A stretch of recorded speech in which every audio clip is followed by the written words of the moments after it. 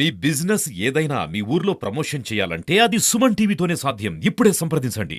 నూతన ప్రభుత్వం ఏర్పాటైన తర్వాత సీఎం హోదాలో ముఖ్యమంత్రి చంద్రబాబు తిరుమలకు వచ్చినటువంటి సందర్భంగా తిరుమల నుంచే ప్రక్షాళన ప్రారంభిస్తానని చెప్పినప్పటి నుంచి తిరుమలలో జరుగుతున్నటువంటి మఠాల వ్యవహారాలపైన రోజుకొక కోణం వెలుగులోకి వస్తోంది. ఈ నేపథ్యంలోనే ఆంధ్రప్రదేశ్ సాధు సంఘం పూర్తిగా కూడా అక్కడ జరుగుతున్నటువంటి అక్రమాలపైన కూడా అక్కడ వెళ్ళి పరిశీలించి బయటపెట్టే ప్రయత్నం అయితే చేస్తుంది. మనతో పాటు శ్రీనివాసానంద సరస్వతి స్వామీజీ ఉన్నారు. స్వామి, ఏంటి అసలు మఠాల్లో జరుగుతున్నటువంటి వ్యవహారాలకు సంబంధించి అసలు మఠాలు రూపురేఖలు ఎలా ఉండాలి, అక్కడ జరిగేటువంటి కార్యక్రమాలు ఎలా ఉండాలంటే ఏం చెప్తారు? చాలా సంతోషం అండి. మన సుమన్ టీవీ ప్రేక్షకులు మేము కోరేది, తిరుమల క్షేత్రం ఒక ఆధ్యాత్మిక క్షేత్రం, ధార్మిక క్షేత్రం. ఇది ధార్మికంగానే ఉండాలి. ఇక్కడ వెంకటేశ్వర స్వామి మఠాధిపతులకి పీఠాధిపతులకి స్థలాలు కేటాయించారు. ఇక్కడ మఠాలు కట్టుకోమని. ఎందుకని? వచ్చిన భక్తులకి పిడికడ అన్నం పెట్టమని, పాదయాత్ర చేసుకొని ఎండలో వచ్చేటటువంటి భక్తులకి సేద తీర్చుకోవడానికి ఒక గది విశ్రాంతి ఇమ్మని, పూజలు లోక కళ్యాణం కోసం యజ్ఞాలు యాగాలు భజనలు చేయమని ఇచ్చారు. కానీ దురదృష్టం ఏంటంటే కొన్ని మఠాల్లో మాత్రమే ఈ సాంప్రదాయాలు మనం చూడగలుగుతున్నాం. ఈ విశాఖ శారదాపీఠం లాంటి పీఠాలైతే ఈ మఠాలు మరీ పూర్తిగా వ్యాపారం, పూర్తిగా అడ్డుగోలు. అది 5 స్టార్ హోటల్ తలపించినట్టుగా ఉన్నాయి తప్ప మఠాల తాలూకా వాతావరణము ఉనికి కనబడడం లేదు, ప్రశ్నార్థకంగా కనిపిస్తున్నది. కాబట్టి ఇటువంటి దైవ కార్యాల కోసం ఇచ్చారో దాన్ని పక్కన పెట్టేసి మీరు గదుల్ని వ్యాపార కేంద్రాలుగా అన్నం కూడా అమ్ముకోవడము, అలాగే వివాహాలు చేయడానికి ఎక్కువ డబ్బులు, లక్షల డబ్బులు మీరు యాచించడం, డిమాండ్ చేయడం ఏమిటిది? ఇది ఆధ్యాత్మిక క్షేత్రమా, వ్యాపార క్షేత్రమా? ఎలా తయారు చేయాలనుకుంటున్నారు? ఈ విశాఖ శారదా పీఠాధిపతిని మేము అడుగుతున్నాం మన సుమన్ టీవీ ద్వారా.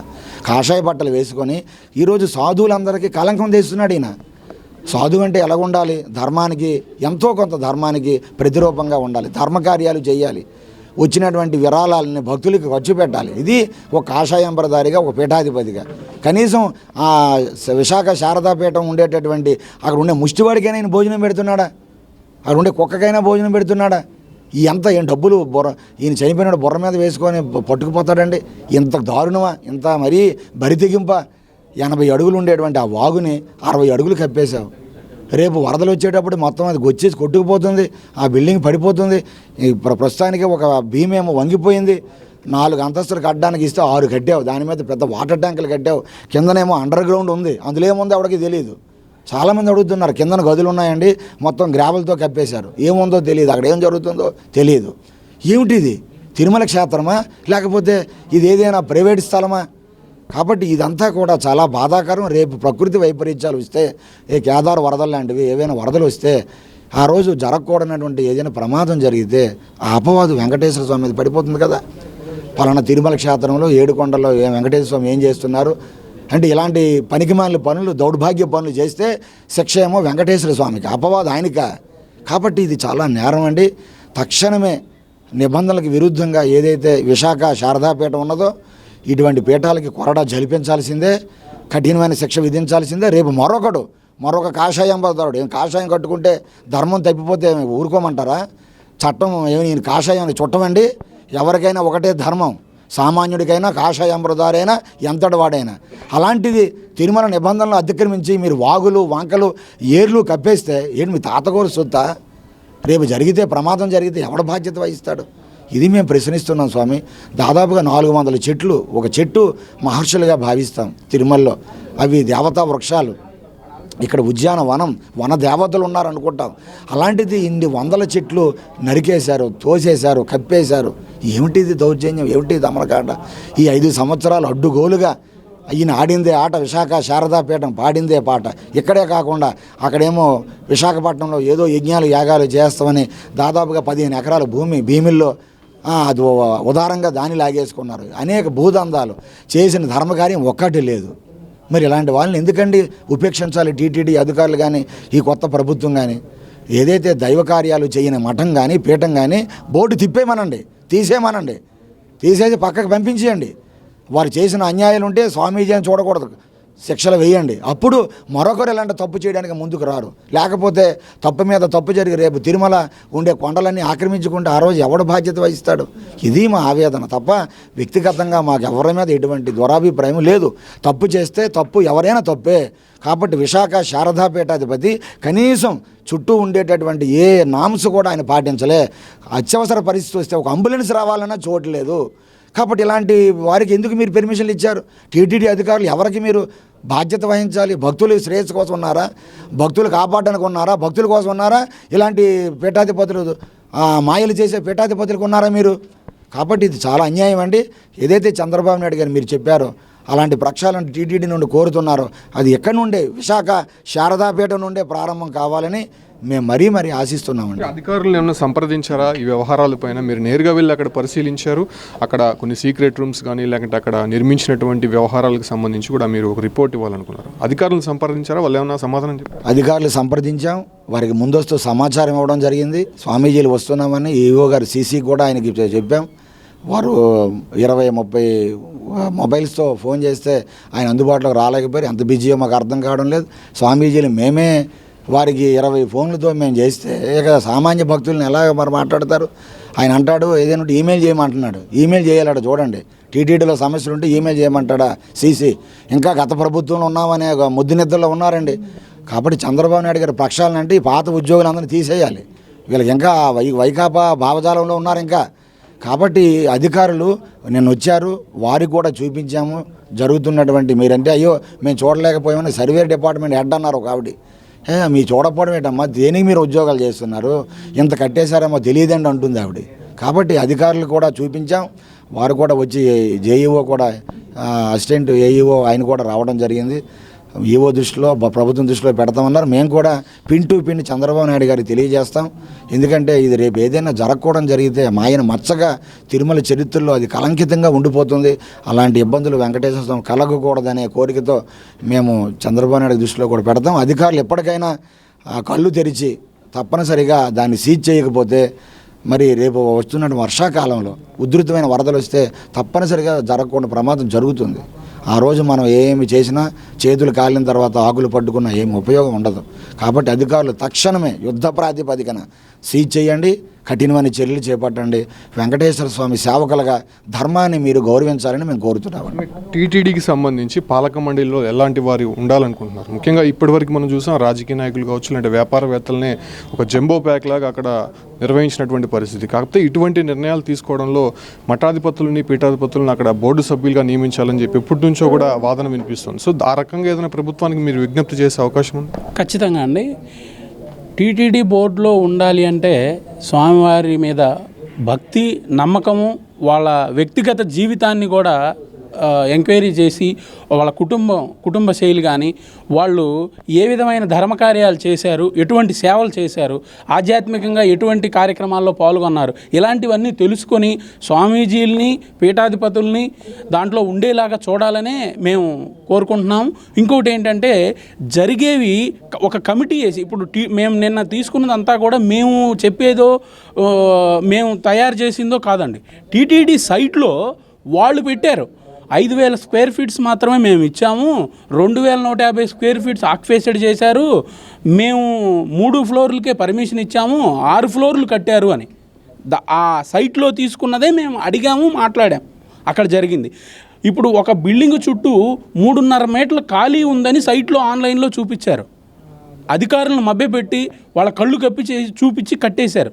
ఇప్పుడు చుట్టూ పక్కన వాళ్ళ ప్రహరీ గోడ పక్కన వాళ్ళది కూడా పగలగొట్టి చేసి దాంట్లో కలుపుకొని వాళ్ళని భయభ్రాంతులకు గురి చేసి అక్కడ చెట్లన్నీ తోసేసి అక్కడ చెట్లన్నీ తీసేసి ఇట్లా చేసి కనీసం ఇప్పుడు విశాఖ శారదా పీఠానికి అంటే వెనక్కి వెళ్ళాలంటే అటువైపు వెళ్ళాలంటే ఖాళీ లేదు, పక్క మఠం దారిలో గుంటే వెళ్ళాలి, వాళ్ళు గేట్ వేసేస్తారు. ఎట్లా ఇప్పుడు ఏదైనా ఎమర్జెన్సీ ఎగ్జిట్ కావాలి, ఫైర్ సేఫ్టీ కావాలి, అంబులెన్స్ వెళ్ళటానికి లేదు, ఏదైనా సీనియర్ సిటిజన్స్కి రెస్క్యూ చేయడానికి కానీ, లేదా వరదలు వచ్చి ఆ వాగు మొత్తం కప్పేశారు, సడన్గా ఎక్కువ రైన్ పడి ఆ కొండమేని పైనుంచి అన్ని వచ్చే వర్షాలన్నీ కూడా ముందుకు వచ్చేసి కొంచెం బిల్డింగ్ అట్లా ఏదన్నా అయినా కూడా రెస్క్యూ చేయడానికి కూడా ఎటు దారి లేకుండా కలిపి కట్టేశారు. మేము బేస్ మట్టం కిందకి దిగి చూసాం.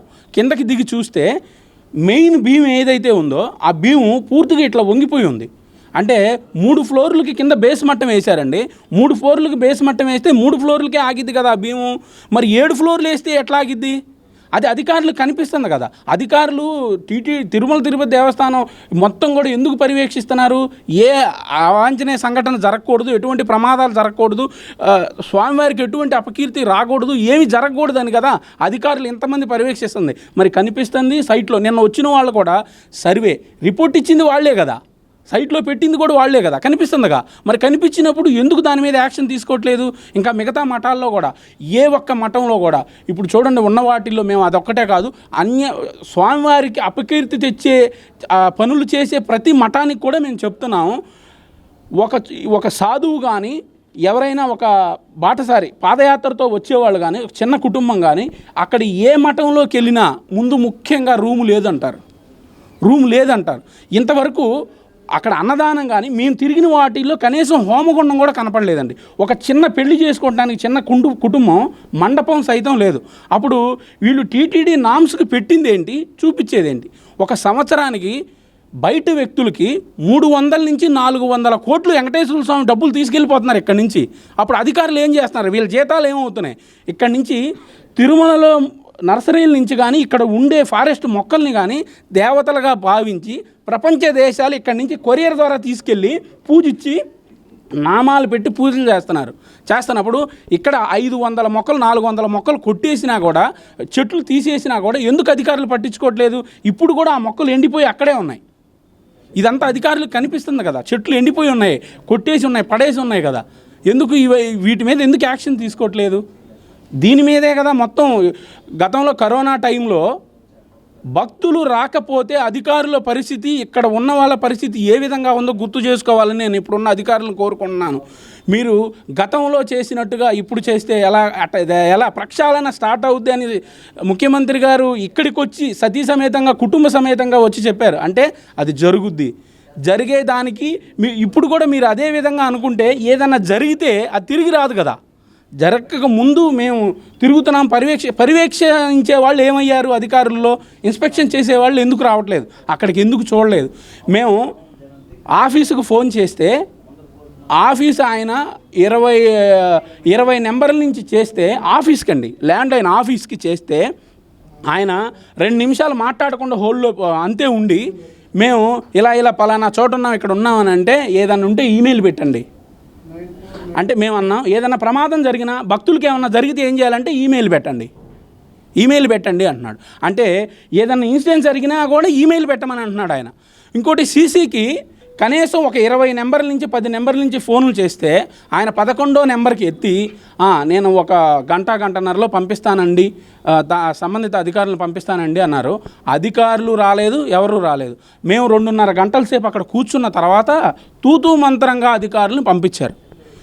ఇదంతా మేము 15 రోజులు మా స్వామి శ్రీనివాసానంద సరస్వతి గారు సాధు పరిషత్తు 15 రోజులు టైం ఇచ్చారండి. ఈ 15 రోజుల్లో వీటి మీద యాక్షన్ తీసుకోవాలని ఈవో గారు చేస్తారని మేము ప్రక్షాళన జరిగిద్దని ఇక్కడి నుంచే జరగాలని మేము కోరుకుంటున్నాం. మిగతా అన్నీ కూడా వీటికి ఇక మేము ఇంత ఇది చేసినా కూడా వాళ్ళు అన్ని కంటికి చూపించాం. వాళ్ళ సైట్లో తీసి అధికారులు వచ్చి చూపించాం. ప్రక్షాళన స్టార్ట్ చేయకుండా వాళ్ళు దీని మీద స్పందించకపోతే సుమారు ఒక 10 నుంచి 15 రాష్ట్రాలు 1000 మంది సాధువులతో మేము ఒక నిరాహార దీక్ష చేయడానికైనా సరే మేము సిద్ధంగా ఉన్నామని చెప్పి తెలియజేస్తాం. తిరుమలలో మఠాల ముసుగులో జరుగుతున్నటువంటి వ్యాపార కార్యకలాపాలని పూర్తిగా నిర్మూలించాలి. అదే రకంగా విశాఖ శారదాపీఠం నిర్మించినటువంటి భవంతి ఏదైతే ఉందో అది పూర్తిగా కూడా భక్తుల భద్రతకి కరువుగా ఉంది కాబట్టి దానిపైన టీటీడీ అధికారులు దృష్టి సారించి వెంటనే దానిని సీజ్ చేయాలని చెప్పి కూడా ఆంధ్రప్రదేశ్ సాధు పరిషత్ డిమాండ్ వినిపిస్తోంది. 15 రోజులు సమయం ఇచ్చి ఆ తర్వాత తమ ఉద్యమ కార్యాచరణని ప్రకటిస్తామని చెప్పి కూడా ఇక్కడ నుంచి హెచ్చరిక జారీ చేస్తున్నారు.